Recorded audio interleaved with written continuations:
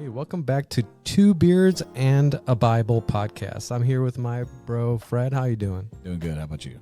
I'm doing good. So it's been a minute in real time, not in podcast time. You guys should be on a weekly, hopefully, release schedule. How have you been doing?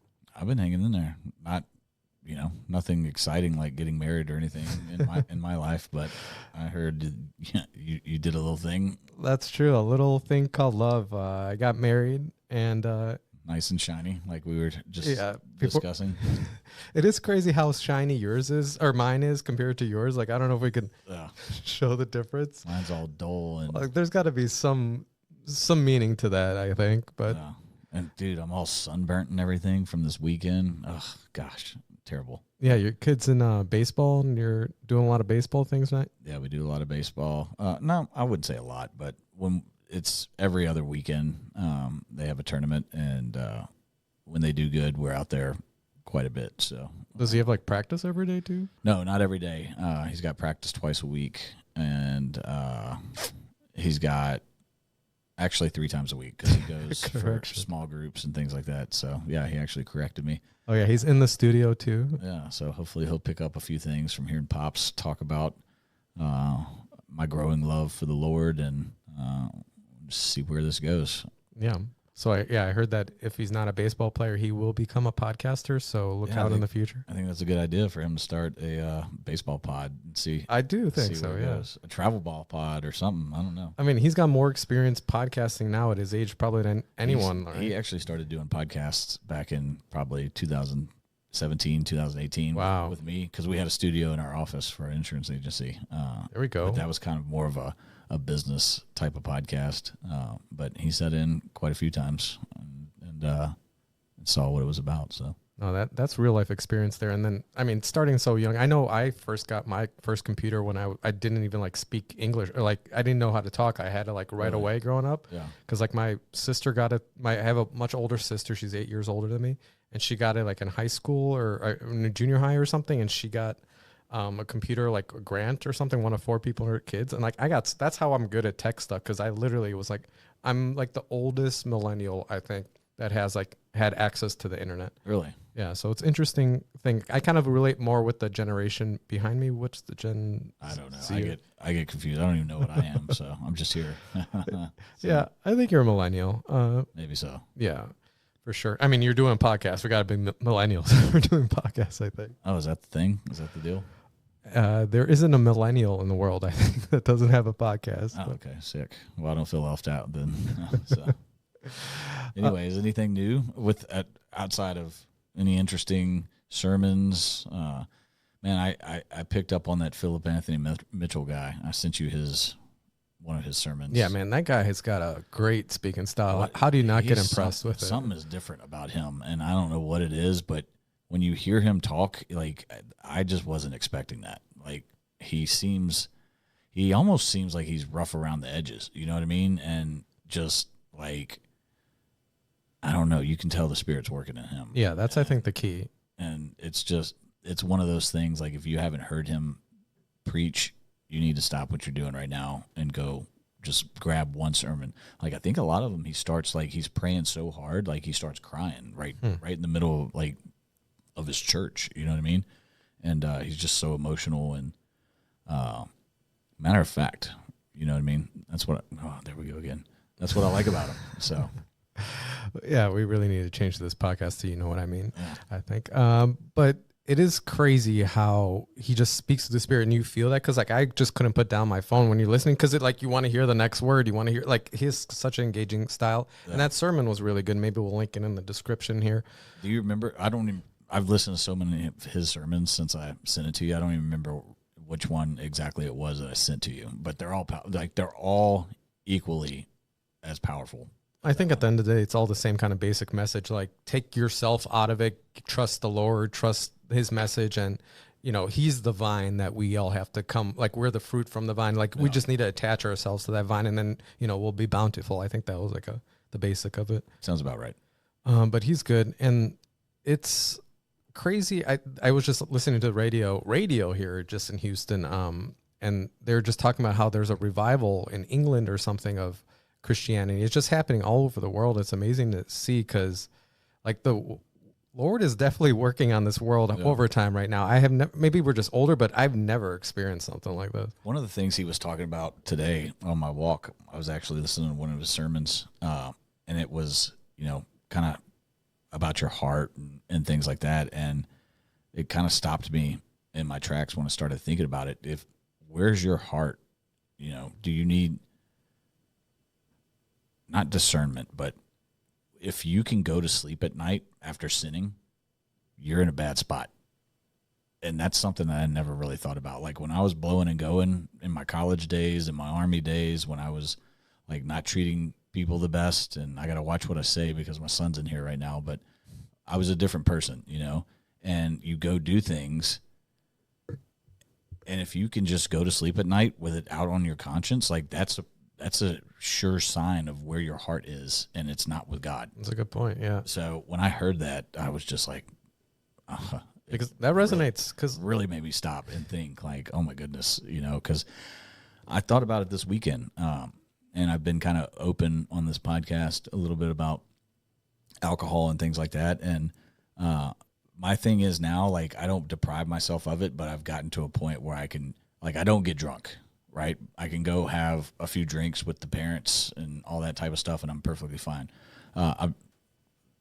So when I got down into my prayer time this morning, and started thinking about it, I was like, this whole like trying to live this perfect life is exhausting. It will get to you, but I started thinking about it, and I was like, at the end of the day, I didn't really do anything wrong. God gave us alcohol so we can enjoy it and things like that. He just doesn't want us to overdo it. And it's the tongue that can get you in trouble when you consume alcohol, and it makes you like say things maybe that you normally wouldn't say and things like that. At the end of the day, I didn't do anything like, I probably might have said some things that I shouldn't have said, or, bad words or whatever. And that's one of the things that I've gotten. It stays on my heart now in a different way. And I'm like, I could have done that differently. Mm-hmm. But going back to what he was saying, like, you go to bed not even thinking about that stuff. Like, that's where the real problem is. Yeah. It doesn't give me a license to go and do it. And especially now that I'm doing this podcast, like, I don't want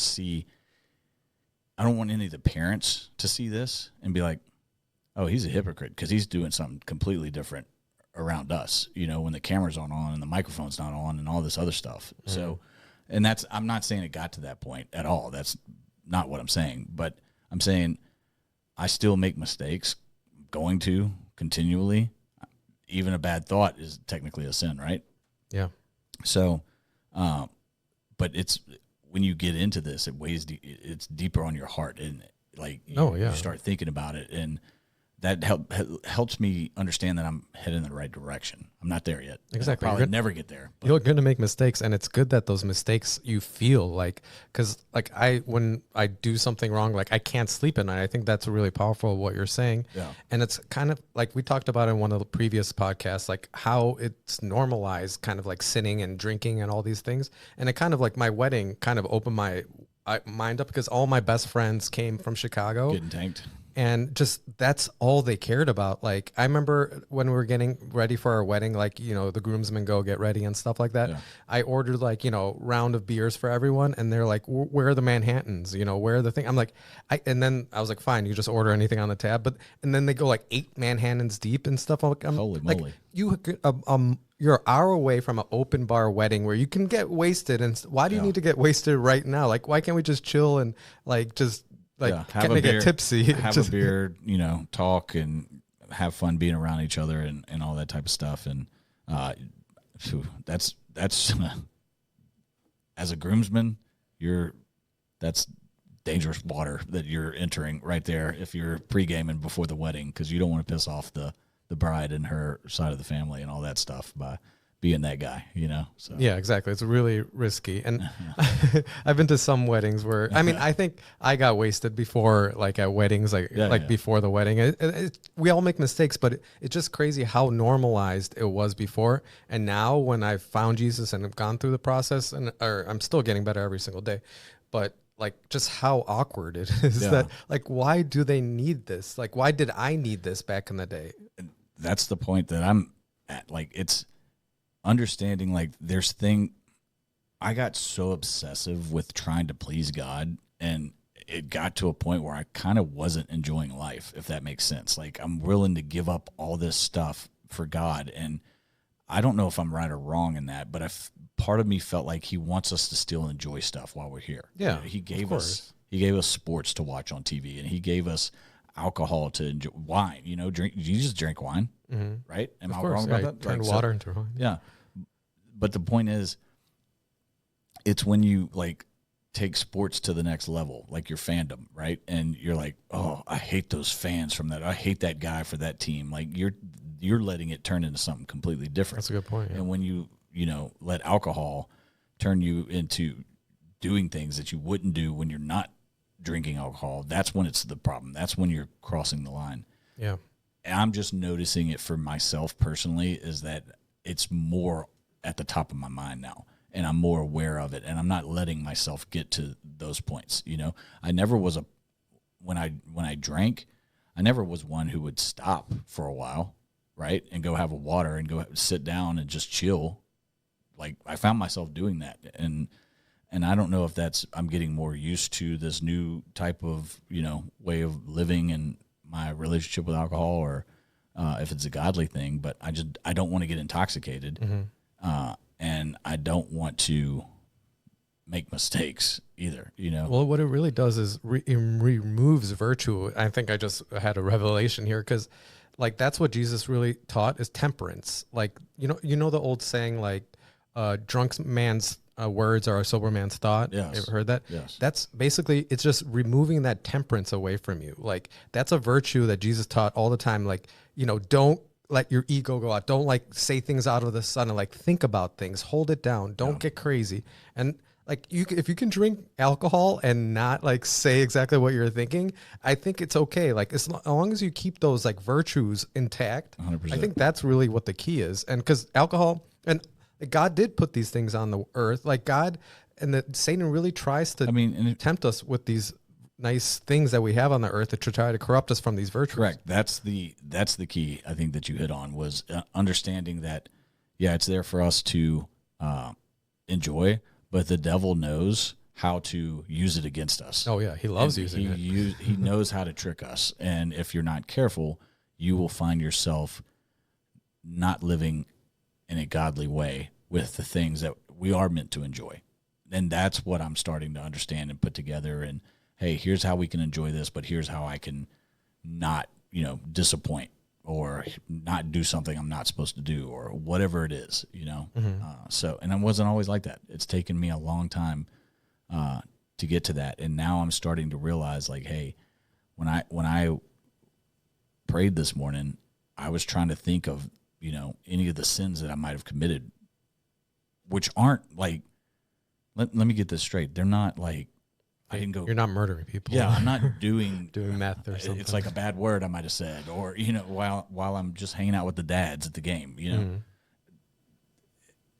But I'm thinking about it now, and it's on my heart, and it's on my mind. You can correct that behavior now. Exactly, and now I know, like, hey, here's what I have to look out for when I'm partaking in this, and I have to make sure that it's not pulling me further away from where I want to be, because if it's pulling me further away from God and who God wants me to be, then I still can't handle it at that point, and I need to continue making adjustments. Yeah. And I feel like that's the right track to be on. Of course, yeah. So I think Jesus said that too. Like, we're going to make mistakes. We're not perfect. He's perfect, and only can we get to perfect, goodness is through him, because we are all failed. We're going to make mistakes. We're not going to be great at everything we do, and we need to be cognizant of that, because then we can figure out where we're bad and where we're making mistakes. Yeah, and at the same time, though, it doesn't give you a license to go and just say, "Oh, well, I can just be forgiven." Like, no, it's a very tricky, slippery slope, I guess.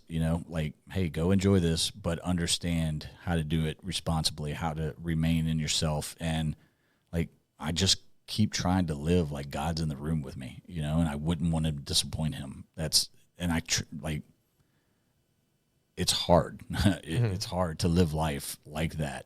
And like, I'm the type of person, even when I was in college and in the Army, like, I wouldn't talk the same way around my mom that I talked around my buddies, you know? Yeah. Why does that principle not, you know, it goes towards God too. It works the same way. Like, I just try to live my life like that now. So. And yeah, and like that's works with everyone. Like, imagine everyone is really kind to their Uber drivers or like just random people they don't know, but for the most part, but like kinder than you are to your significant other or your like kids or something. You have such a short leash with the people that you love the most, but then these random people that you don't know of, you have such tolerance for. And it's just kind of inversion of virtue. Like, we should be the most tolerant to the people that we love, but it's so hard. And and again, it's just Satan just really corrupting us, like these really good things that we have in our life. Like, that's where we impact like the future generations. That's where we impact our world. We can't have an impact on some random person that we meet. Like, as much as we think, you know, when some guy cuts us off and we like wave and say hi to them, they're not going to understand that symbol. But your kid or your fiance or your, you know, husband or wife, like, you can have a literal impact on them, and then we like forget it then. Yeah. And I don't know if I told this story. Actually, Parker's here with us. He had an attitude issue during one of his games, actually the whole weekend. And I was not happy, to say the least. And it's not about, like, we're not those parents that care so much about the outcome, right? But you're going to be a good teammate. You're not going to have a bad attitude. And, you know, our name is on your back. That means something.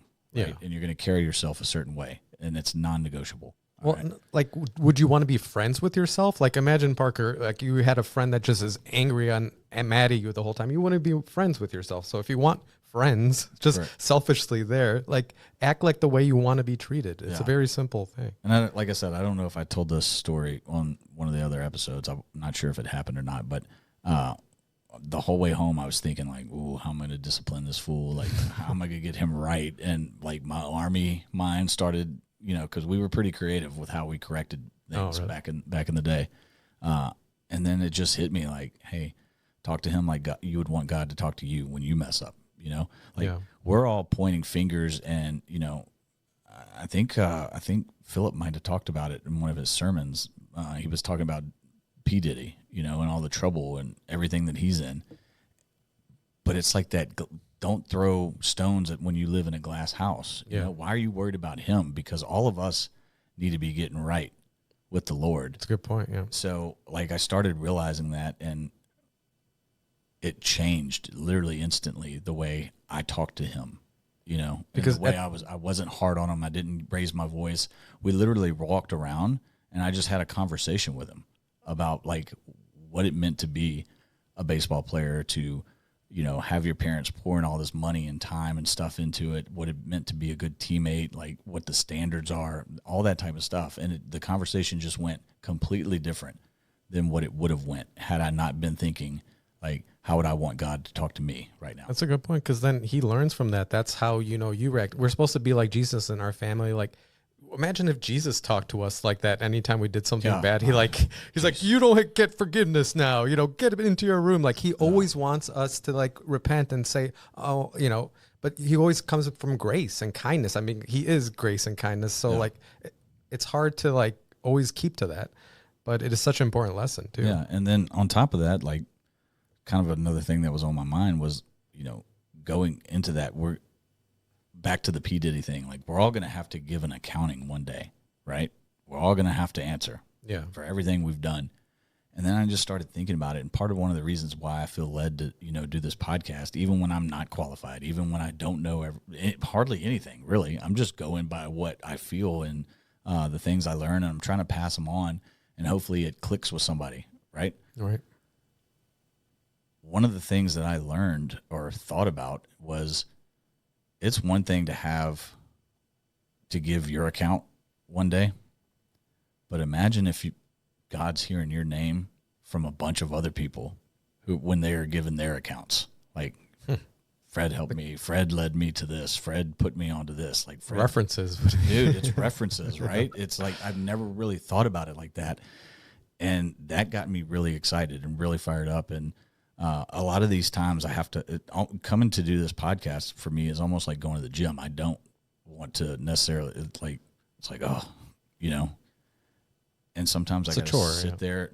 It's not the chore. It's the what am I going to talk? Are we going to have enough to talk about? Are we, am I going to say the right thing? Like that type of stuff. It's more of I don't want to let anybody down. I don't want to mislead anybody. I don't want to do anybody wrong. I don't want to say the wrong thing.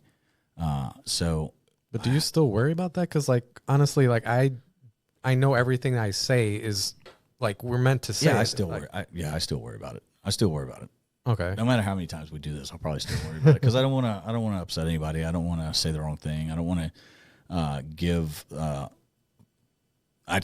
it's hard with the Instagram reels too because, like, depending on how you cut the part up, like I don't ever want to come off as they're not they're my original thoughts. Like plagiarism is not my thing, But when you go cut up some of these podcasts for Instagram reels, you have to go listen to the whole podcast to say like, hey, I was listening to this sermon and this is what I got from it and blah, blah, blah. You know what I mean? Yeah. So even things like that, I'm very conscious of. And like if it's my own thought, it's my own thought, but I don't ever want to be a hypocrite. I don't ever want to, steal somebody else's thought and take credit for it. So it's always like those little things are always in the back of my mind. I'm like, do people know that wasn't my thought? Did I cite it, perfectly? I know, but don't you think that comes from a place of fear? Like probably.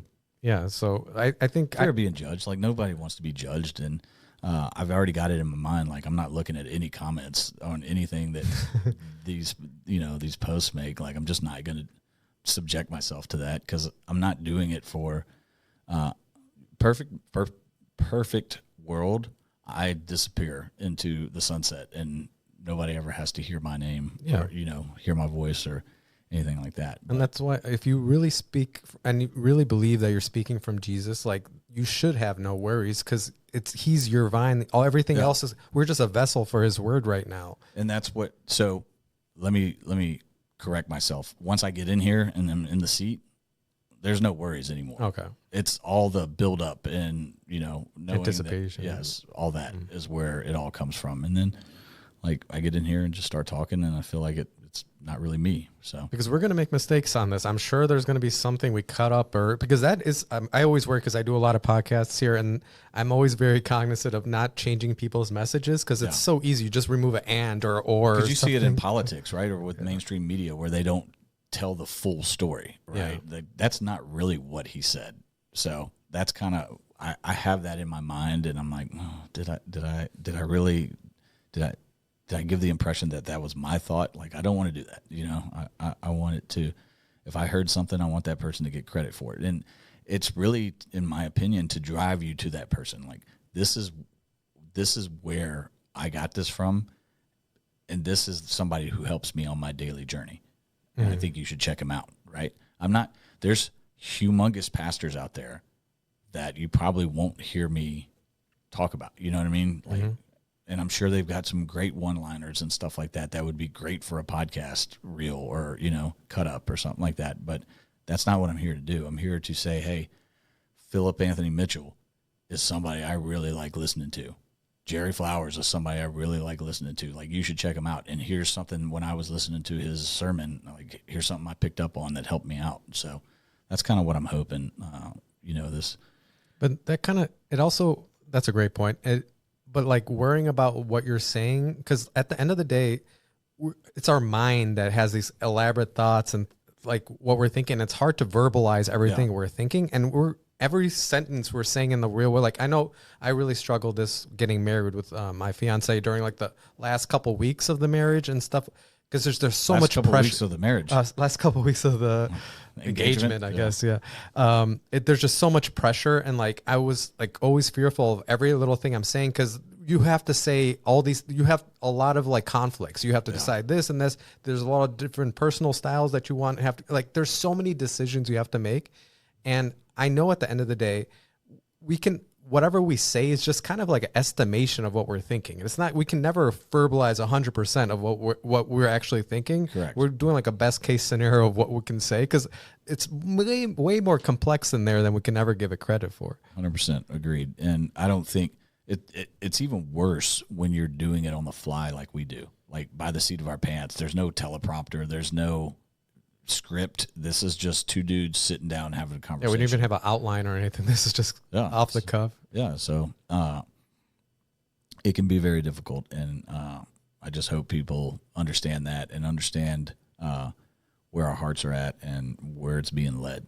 This is coming from the right place, and it's not to teach, really. It's to connect, and it's to point in the right direction, and it's to let you know, like, hey, we're meeting where you are. You're not a believer, cool.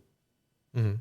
Like, what led you to that? Like, maybe you start thinking about that, and understanding, like, hey, here's some people who are on their journey, and they're not perfect, and they're not trying to be perfect. And I don't know if I should say that, but we understand we're not going to be perfect, right? And we're going to make mistakes, and I'm not better than anybody else in this world, right? And I think that's what people need to hear. And like, hey, you can go down this road and not have this holier than thou mentality, right? Yeah, but that's what it is at the end of the day. It's a mischaracterization of Christianity. It's the judgmental aspect of it.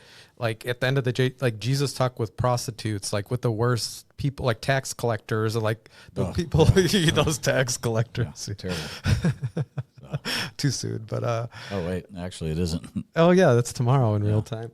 But it's important because it's so like we have experiences that we've gone through, and we have different ways of we came through to Jesus. And like I'm struggling, or what I just mentioned with my engagement, because like there's scriptures you read sometimes, like this really stood out to me, was about when you enter marriage, it shouldn't be unequal yokes. Have you heard of that? Yes. Scripture? And it really resonated with me. So I really needed to make sure before I got married that our yokes are as balanced as possible.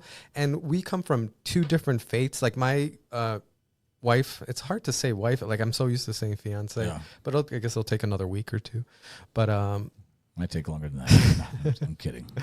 But it's like, because we are joining lives together and we come from two different things, and I would love her to come to Jesus one day. And that's like my whole goal in life, is really just to lead by example, for her to understand it's not a judge. I'm not trying to judge her ever. Like you can see how I react to things. You can see how I'm living my life, and there is no secret to me. Like I keep thinking she thinks like I'm going to one day just like flip out or something or go crazy, but I'm not going to that's not me.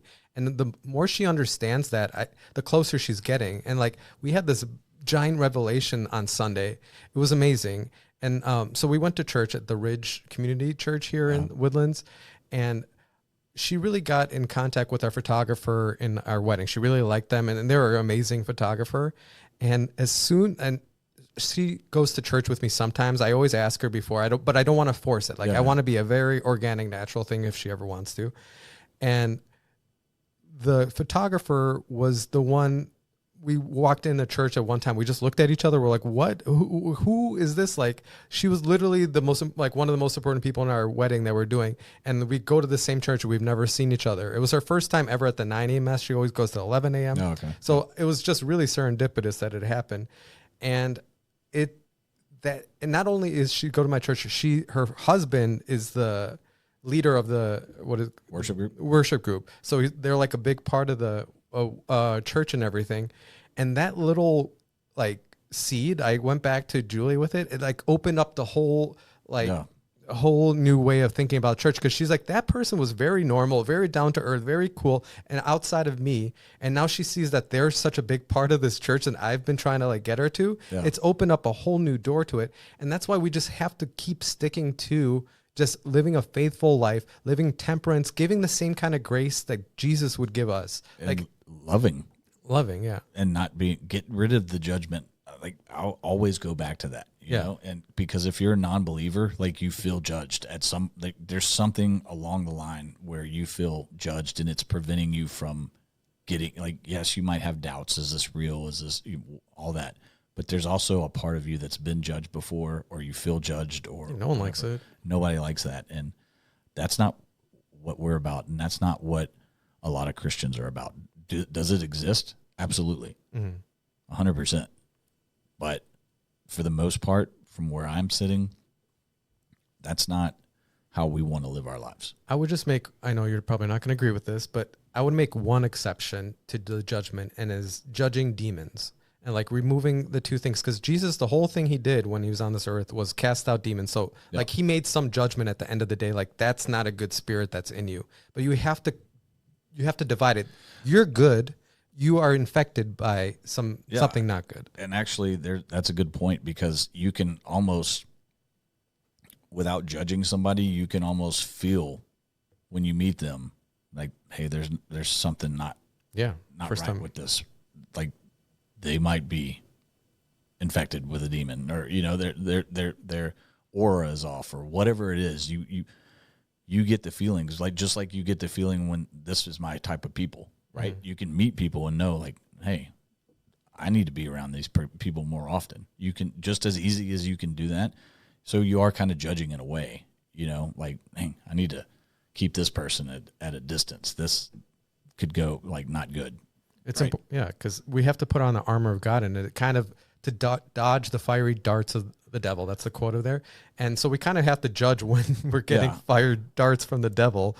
And it's just important to what these demons really hate too is love and being kind. And so like when they're judging you, or you like something bad is happening, be kind to them, be loving to them. They're going to be even more angry and more That's the point that I'm getting at, is like the judgment of, hey, you're struggling with this. I've struggled with that. Like, I'm not judging you for that. I'm here to maybe point you in the right direction of some things that have helped me. And I'm trying to say some things that have kind of opened my mind that I've heard, and it's pointed me in a different direction. It's not judging you that you're dealing with that. Like, it's not what I'm here for. It's not what I'm trying to do. You know, and I feel like there's way more people like that than there are of the, oh, you shouldn't do that, you're going to go to, there's.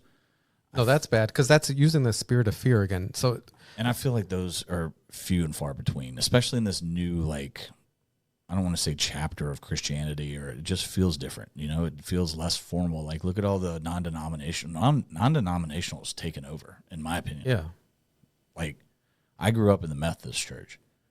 I was a Catholic. So, and I'm not saying those aren't still big to do, all that type of stuff, but this non-denominational thing, they're the ones creating all the music now, right? Mm-hmm. They're the ones creating all these mega churches, like, and I'm not saying that's a good thing or a bad thing, but I'm saying, like, more people are moving towards that's where the growth is happening, and it's black, white, Asian, like, it's beautiful to see. It's beautiful to see, and that's kind of my point, is that it's kind of turning the page on what we view as Christian. Because when I view as going to church and faith and all that was like boring, some dude in a robe, old dude reading out of the Bible, like, just, and I wasn't getting anything out of it. Now it's messages, and it's relating to life, and it's great music. It really is. Almost you feel like real recharged after church now. Like, I was never, like, I used to just watch sermons online and like do that. Like, it was so hard. I just started going to church like 8 weeks ago. I'm not a saint here. So like, I literally just happened, like, me forcing myself to go to church. We still don't go to church. So. Okay. So yeah, still looking, but you should come visit me at the Ridge next Sunday, or maybe after. I think I'm going to get baptized there the Sunday after Easter. It'd be nice if you come there. Yeah. But it's honestly, it's because I had the same kind of issues. Like, at Catholic church, I would feel like angry afterwards. Like, it was just like, I remember as a little kid, I knew something was wrong, because I'm looking around, it's all beautiful gold and like these beautiful paintings that probably cost like tens of thousands of dollars to make, like all these things. And then at the end of the day, like, you leave church and you just like, you forget about everything. You don't even remember what happened. You're like, did I just waste an hour of my time? Yes, you did. I didn't get anything out of that. I might as well just have been there with headphones on or earmuffs or whatever, because I don't remember anything he was talking about. And the spirit now is so strong in these churches. Like, I literally, in our worship group, there's this lady who sings. It's literally Billie Eilish level of singing. It's like, it brings you, it brings you to tears just like listening to her like beautiful voice.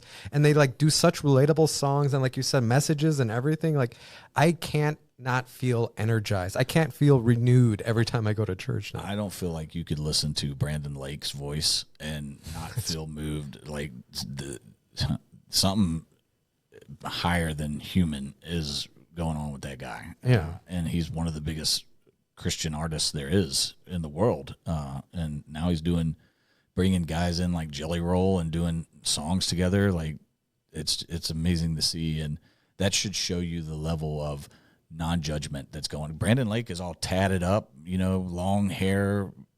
Everybody's stylish these days. Because you might be thinking, if you came up when I did, like suit and tie and your Sunday best and all this nonsense, you know what I mean? Like, there's you so don't many need all that to go worship God. That's one of the most ridiculous things that I've probably ever heard. Well, they're all man-made rules, right? Jesus didn't say you can't wear shorts to like mass or something. Like Jesus didn't say like you have to say these 6 rites and like before you get into like communion and stuff like that. Like, and if you want to have the discussion about tattoos and all that stuff, like that's fine. I'm not willing to have that discussion, but what's more important is like believing in Jesus Christ being your savior or being tatted up. Correct. Yeah. And if you believe that you can use your body to show your love for him, I don't know, maybe somebody will see that and strike up a conversation and you change their lives. You know what I mean? Like, yeah. And there we go. You know what I mean?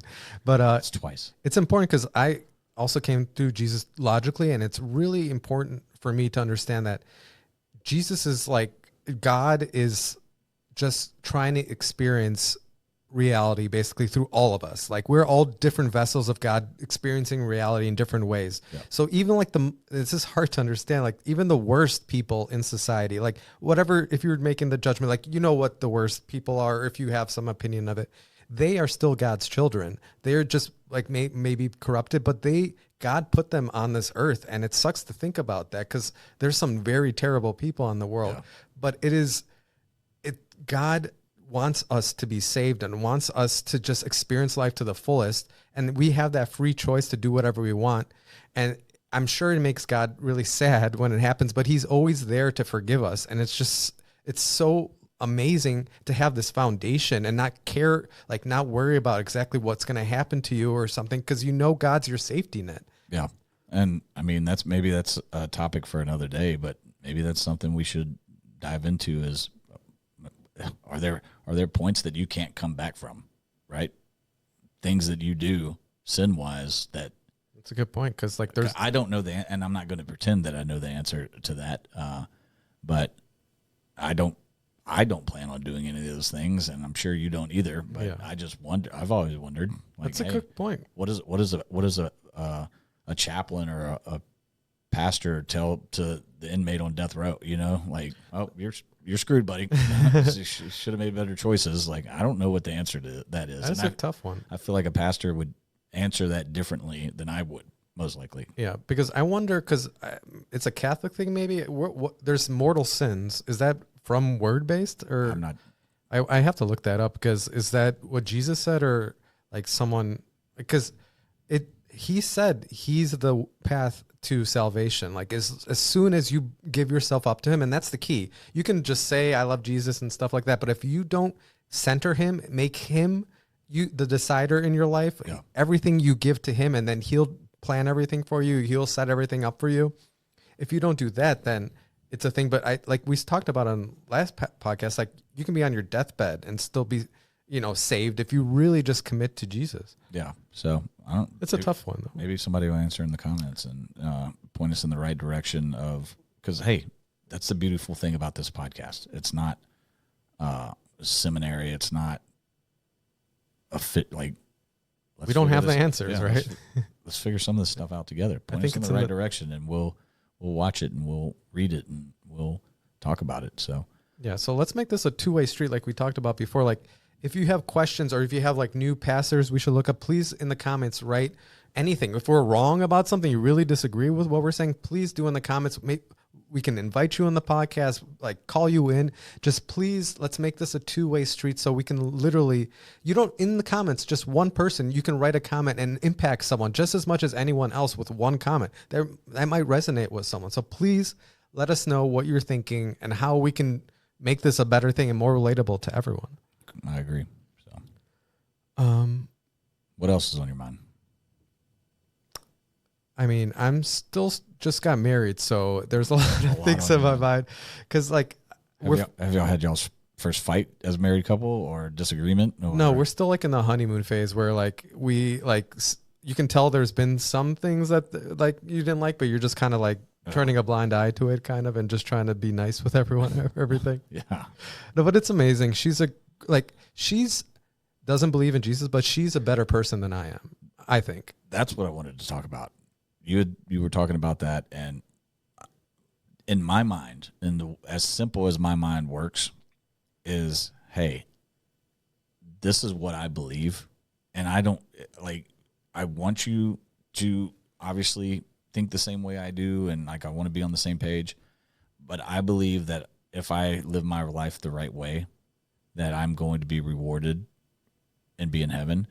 And I love you so much that the thought of not spending eternity with you is something that I can't comprehend. Like, I don't even want to think about it. That's the whole point. So it's my whole, like, if I don't want to bother you and I don't want to bug you and I don't want to put things on you that you don't have an interest in, but I just want you to hear where I'm coming from, and this is my deal, and this is why I am how I am, because it's coming out of love, and it's coming out of my belief, and you can think it's silly or not, but that's how I roll. That's a good one. And then that's what she thinks, because she, like I just mentioned, she's a better person than me. So she's like, why do I even need Christianity? Like, if you keep saying that, or, but at the end of the day, it's like, this time on this earth is just fleeting. I might be wrong about everything else in the world, but this is one thing that I know I'm right, because I've committed my life. I've given my life up to this, and it's only given me bountiful fruit. Like anything I've given to Jesus, he's 10x'd it, My life is incomparable to what it was before. I hated my life before. Yeah. I just sat like in my place. I was making a lot of money on the internet. I had one of the most fifth most popular webpage on the internet for a good couple months there, like more popular than like Yahoo and stuff like that. Oh. But it did terrible things. Like, I gave people easy access to like porn, easy access to like different movies. Did you create Silk Road, or is that what it was? What was the black what? Silk Road? Silk Road. That's it. Yeah. Was that you? I'm not going to say exactly all the things I did, but I had some very maybe one day that'll be another thing. I'll just go through the websites that I created. But honestly, if in 2000, I would say 14, 15, there's about 100% chance you went to one of my websites or things, because I reached about 30 million people every month, unique people. Oh. So that's, 360 million people in a year or something. It was a crazy amount of people. But at the end of the day, I knew I was doing something wrong, but I was making a lot of money from it. Yeah. And that's where the devil gets you. And until you realize it and understand and have that awakening, which is what we're really should all be striving for. But again, life just gets too busy and too in the way, and the devil is such a good job. He does such a good job of manipulating us and blinding us that if you're not intentional about it and have that aha moment, which hopefully listening to one of these episodes will do for you or something like that, you'll just go through life and never really understand, did I just live my life for no purpose, no meaning, just paying bills, working, collecting material stuff, and getting further and further away from God? But the thing is, because my life, I think I'm just checking, I think I'm doing what I'm supposed to do, but really I'm just checking boxes, and I'm not giving my heart to God. I'm not studying the Word. I'm not praying. I'm not doing all these things that I really need to do to get into heaven, because I am worried that it's not as easy as a lot of people. What's that whole narrow path? It's not easy. Right? It's hard. My life was so easy. Your life was easy. Only a certain few will get in, right? Yeah. That's what it says. It's harder for a camel to get through the eye of a needle to the heaven, is what the passage says. And it's very true, because it's hard to do this. Give up all the life's. It was so easy just to live. I didn't have to wake up ever. I didn't have an alarm clock. I could have woken up at 3. I did wake up at 3 p.m. every day, and then who cares what I do at the end of the day? I would just be printing money. I don't know if it's wrong of me to say this, but I kind of hinted at it earlier. It's kind of exhausting to try to live your life being cognizant of everything you do to please God. It is hard. It's not the easiest thing in the world. Not even the fact that it's hard to say no to fun things, because you don't have. I don't believe you have to do that, right? It's the constant going on in your mind, like, did I do that wrong? Did I do this wrong? Like, it can get to you, and it can almost cause burnout. But the alternative is just living a life of fun and good things, and then never realizing where you're wrong and just going down a dark path, the whole path. Correct. And at the end of the day, you know you're unhappy. Like, I knew when I woke up in the day, I have everything around me. I knew I was unhappy. I remember I had a mantra, like, I hate my life, but it just came out of my mouth sometimes when things were happening. Yep. Like, I'm like, why would I say that? I have everything I want. But somewhere deep down in myself, in my psyche, really have everything you want. I hated it. Yeah. You had all the material, earthly things that you might have wanted, but the one thing you wanted the most was a relationship with God. Exactly, because he keeps it. You just have to hit that point where you're open to it and you realize it when it hits you in the face, because a lot of people would have hit them in the face and they won't be in the position to accept it. That's just how it is. Yeah, and hopefully that's the main message we give out is like, that's where, like, again, with my wife, like, she's such a good person. Like,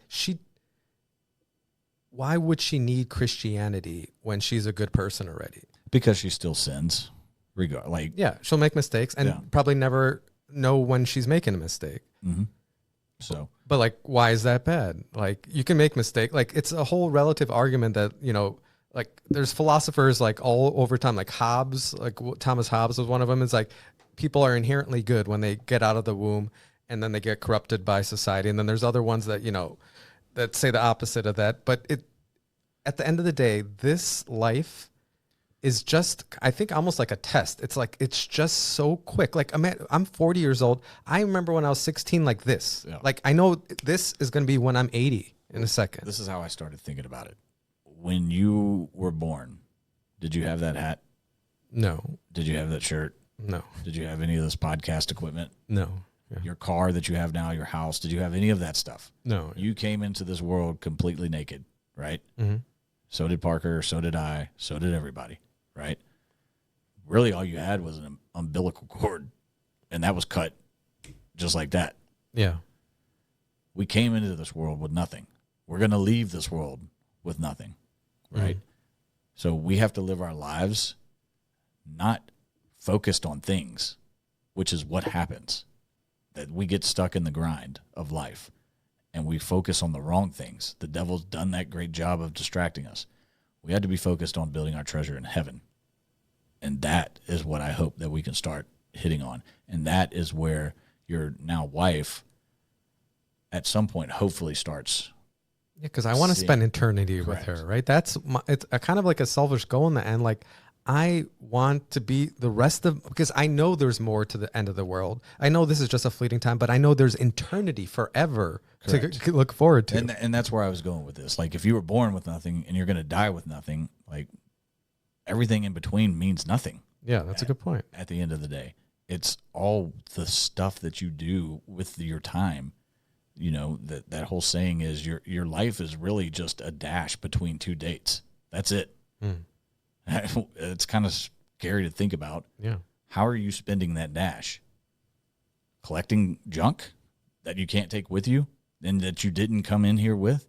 Or doing the right thing for God, living your life for God, and helping as many other people along the way as you possibly can? Yeah, so amen. You could be the perfect person, right? Which we all know is BS because there's only one. Yeah. But even if you're close, like, you still have to live life a certain way to get there. So that's a powerful message, because it's really important. One way I relate to people that are non-believers, just to show how fleeting life is. I like saying, like, how many times you're going to meet, like, if your parents are still alive, like, if you meet them once a month or once every quarter or even once a week, you can count on 100 times you're going to meet your parents again in your life. Mm. That's like a scary thought to a lot of people. So, like, every single moment that you have with your parents, you should cherish and try to like love them the whole time. So when you're like in an argument or something, you're not going to see them very much often. Like, our time on this earth goes so quickly. Yeah. And I think that really resonates with a lot of people. Like, your friends from high school, if you have friends from high school, you might see them 4 more times in your life. Like, when you get together, maybe 10 times if you really have a great relationship with them, like for the funerals and weddings and whatnot. I can't even tell you the last time I saw some of my friends guys that were in my wedding. Yeah. You know, like, so you might see them once or twice in your life again. So each time you meet someone or you're with someone, it's so important to just love them. Yep. Because that might be the last time you meet them. Love them. And then, hey, get yourself to a point where you can have a positive impact on them spiritually. Yeah. That's how I view this game of life is supposed to be lived, right? Because what do you have to offer them? Let's go get drunk together. Yeah. Like, you're not doing anything to help. Like, no, it's all fake. Like you said, we're naked. Correct. We're just trying to pretend like it has meaning. But you do the work, you put in, the time, studying the word, being with God, like asking him to lead you. And then you spend time with that person. You could have potentially an impact on their life that shifts it in a completely different direction. And that's a good present right there. That's the best present you can give 100%. anyone. I wish I would have known this years and years ago, because now I've gotten to the point where before I only wanted to live to be like 80. I don't want to be one of these people who can't, do for themselves, and all this other stuff has to be taken care of, and have to have my kids come stay with me. And I used to not want to be like that. Like, as soon as I can't enjoy life anymore, take me home. Mm-hmm. But now I'm realizing, like, man, even that was selfish, because I still, as long as I can talk, as long as I can write, I can still share with other people and maybe have an impact on their life in a positive way. Yeah. So that's why, it's important to commit every breath, I think, just to help and to do good and to be everything that Jesus said, temperate, love, be graceful, because at the end of the day, be swaggy. Yeah, that should be the name of this podcast episode. It's an inside joke, but Parker said something before he hit record that just be swaggy, Dad, or something like that. So, and if we can all be swaggy to each other, from a good place, this world would be just a very swaggy world. No, I agree. But yeah, I think we're on the right, track here, and people are starting to, hopefully by now, understand what we're about and what we're, believe in, and just keep pointing people in the right direction. That's what this is about. Is not, hey, we know everything, come listen to us and do as we say. It's revelation. It's education. It's, hey, here's where you can pick up some nuggets. Here's a great resource for you. That's what this really is a resource guide. Yeah. Right? This guy preaches Bible when he preaches. This is a good person to listen to, right? Mm-hmm. Versus this guy, I don't even want to say it like that because I don't want to put anybody down.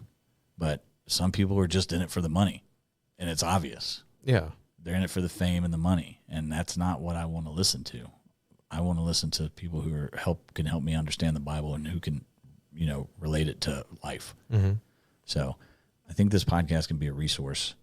I like that word, resource. Yeah. 2 beards and a Bible, resource. That's a resource. Resource guide or resource something guide, like that. Yeah. So, hey, here's the good music to listen to when you're in the gym or on your walk, or here's another good podcast to listen to while you're on your morning walk, or whatever it is. The Bible app. The Bible app is free. I like the Bible apps because there's no reason you shouldn't be using the daily Bible app.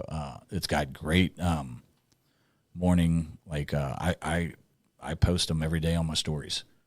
These little scripture images type things, and then you go through it. It's the daily refresh where they talk about that scripture. That's cool. And they make a game out of it. You checked every day. Correct. Today. Yeah, that's cool. And, my streak of getting into and completing the daily refresh and all that is 56 or something like that. Yeah, I did pretty good, and then I fell off. But then they have all the devotionals you could ever ask for. They've got there are so many read the Bible in a year devotionals in there. Just pick one. Mm-hmm. But then there's 21-day devotional. It's just nonstop. It's such an amazing resource, and you always have the Bible on you. And I know we have all these tools. Just imagine if Jesus had the internet, had all these things in front of him. I really like the Bible. He does have the internet, though. He does. Through people like us, exactly, that are willing to go out on a limb and spread his message. Yeah, so. And those Bible apps are good. I really like the ones where it's just the strict Bible, and then you can see it in Greek or in different languages, because then there's whole different meanings to the same scriptures you read so many times. I love reading in the original Greek and seeing what like, because some of the things are mistranslated, but it's really, as a history nerd, is to go back and to see like how it was originally written. Because like, I think one of the podcasts was about how God's name Yahweh, and I looked into it. It was I am Yahweh, and that literally means I am, and we kind of had the same thing. But in the original, like, what's the here's something that's kind of interesting that I stumbled upon, and I don't remember who said it, but Yahweh, however the pronunciation actually is, the first three letters are Yah, right? Mm-hmm. And then go look up whenever you have a chance. We say it all the time, or maybe we don't, but it's a pretty common word. Hallelujah. Hallelujah. Right? It has a meaning to it when you put it all together. And it's just something that flies under the radar. So I encourage you all to go look it up. And if I remembered it right off the top of my head, I would tell you. But it's powerful. I remember that much. So. All right, let's do that. And I don't know if you know this. This is probably going to be our last time in the studio for this podcast. Nice. So moving bigger and better things. Yeah. So this is where it all started here. I kind of feel bittersweet because I know that I'm supposed to go to this new space, but like I have a little fear, like how can I replicate everything to make sure it's good? Because I'm talking to all my clients and stuff, and they're all sad that I'm leaving, but I know I have to go to a different space to have better hours to do things, and like just to have a more, reach more people, have more things available for them. But it's scary. Change is always scary. Are we going to have couches in there? Yeah, we're going to have a little nice couches. Well, it's not like, what do you think? I'm still ordering the furniture for it. I'm thinking about like 2 bucket, nice couch seats, and then we can just kind of relax and talk to each other. Yep. That's exactly what I'm envisioning. And then if it was up to me. No, you're sick. Yeah. So, until I guess next time in the new space, I'm going to Greece. Actually, I'm super excited about that. So I'll have some talk. That's where we're going for our honeymoon. So I can't wait to because that's where St. Paul did all his ministry, and I can't wait to see all the places he stepped in and all the history there. I'm excited to see the new podcast and where our podcast goes as well. Sick. I can't wait. All right. Until next time. See you. See y'all.